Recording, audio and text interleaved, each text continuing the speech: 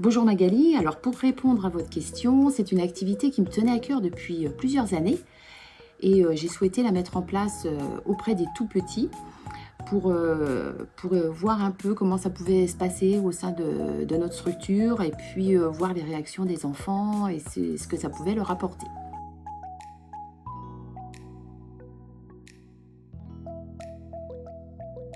Alors c'est vrai que ce sont des ateliers qui d'habitude ont lieu généralement dans le cadre du soin.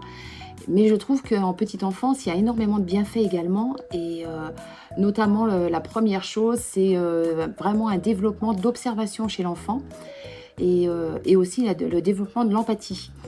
Je trouve que dans le cadre des ateliers qui sont proposés, l'enfant caresse, nourrit, brosse l'animal et grâce à ces différentes actions, eh bien l'enfant acquiert plus d'empathie envers l'animal et ce qui peut aussi engendrer de l'empathie envers les autres.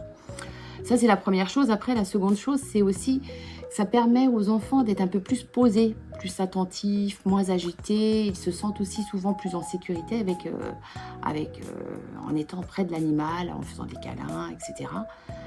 Voilà, ça c'est quelque chose que j'ai vraiment observé, mais ça a été plutôt au fur et à mesure des ateliers. Ça ne s'est pas vu forcément à la première séance. Ce qui fait qu'il y a vraiment une progression à travers les différents ateliers qui ont Tout été à fait, menés. oui, tout à fait. Je trouve vraiment que les enfants, petit à petit, d'abord, ils ont appris à vous connaître aussi. Ils ont appris à connaître le fonctionnement de l'atelier, l'installation autour d'une table, etc. Et puis, ils se sont sentis aussi de plus en plus à l'aise et tout de suite, ils s'installaient autour de la table, ils attendaient calmement, etc. J'ai trouvé aussi que ces ateliers stimulaient la curiosité chez l'enfant. Ça encourageait vraiment les enfants à poser des questions. Donc, pourquoi l'animal il fait ci, comment il fait ça, etc. Et ça leur permettait aussi d'interagir vraiment entre eux. Donc ça, c'était quelque chose de vraiment positif. Je trouvais que ça facilitait aussi tout ce qui était motricité fine et globale. Parce que c'est vrai que dans le cadre de ces ateliers, il y a aussi la façon dont ils sont menés, où l'enfant peut commencer à préparer la nourriture pour les animaux, mettre les petits brins de persil dans les récipients à trous, installer les légumes, etc. Ça peut être aussi promener le chien avec sa laisse, etc. Donc c'est vrai que ce sont des ateliers qui permettent vraiment de favoriser la motricité fine et globale chez les jeunes enfants.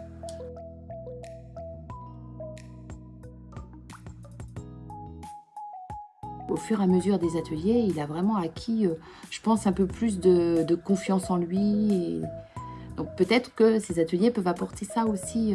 Une certaine concentration, Bien sûr. apprendre peut-être à se canaliser, la Complètement. gestion des autocontrôles.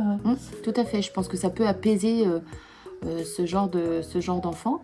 Et vice-versa, chez des enfants qui sont beaucoup plus réservés, c'est vrai qu'on a vu des enfants faire des câlins aux animaux, les garder longtemps dans leurs bras, poser la joue contre l'animal, etc. Que ce soit même le cochon d'Inde, le lapin ou le chien, peu importe. Et vraiment, on les voyait pas forcément en retrait dans ces moments-là.